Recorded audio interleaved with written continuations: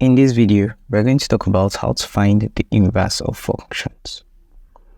So let's say we have a function y is equal to x plus 5.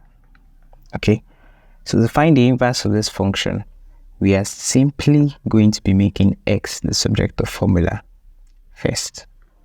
So if you are making x subject of formula, you have x is equal to negative 5 going to the other side becomes y minus 5. Okay, so the next step is to represent x.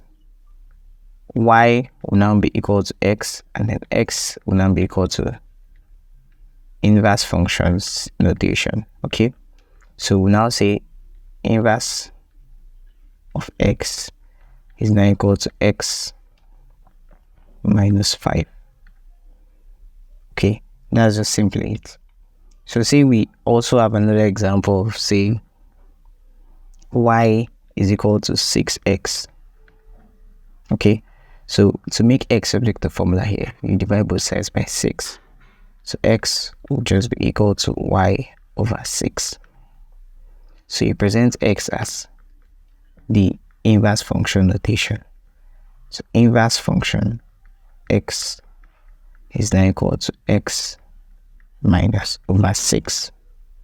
So that's simply how to find the inverse of a function using simple examples. Thanks for watching. If you liked the video, leave a thumbs up, share with your friends, and subscribe. Thank you.